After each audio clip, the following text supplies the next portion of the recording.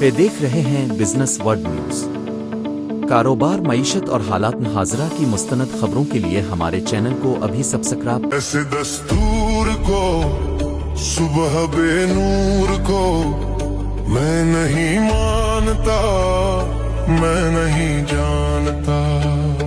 ऐसे दस्तूर को सुबह बेनूर को मैं नहीं मानता, मैं नहीं जानता। दीप जिसका महलात ही में जले,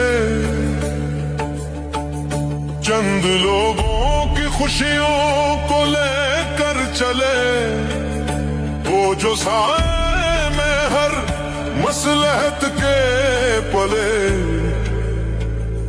ऐसे दस्तूर को सुबह बेनूर को मैं नहीं मानता, मैं नहीं जानता।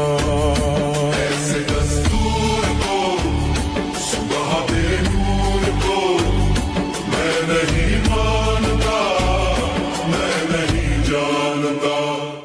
Javed Siddiqui, chairman Markazi Tajran from vice chairman law order sub committee Karachi chairman and senior administrator. मैं जो है वो विजिट किया जमात इस्लामी के इस धरने में। मतलब भाई हमारे बड़े भाइयों की तरह हैं, दोस्त हैं और माशाल्लाह बिजनेस कम्युनिटी के हवाले से बड़ा बढ़ चढ़ कर काम करते हैं। और शायद मैं अगर ये कहूँ कि हैदरी की जो मार्केट का इन्होंने नक्शा तब्दील किया है, ये खसूसियत इनको दूसरों से मुनफरिद बनाया है।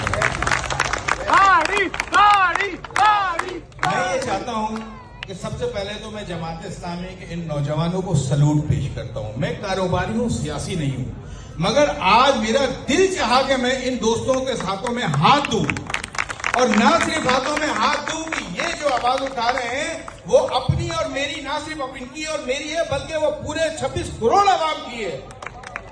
जिस तरह लिविंग टैक्स के नाम पे भत्ताखोरी का सिलसिला शुरू किया है, तो मैं समझता हूं कि ये हुकूमत वक्त के लिए लम्हे फिक्रिया है।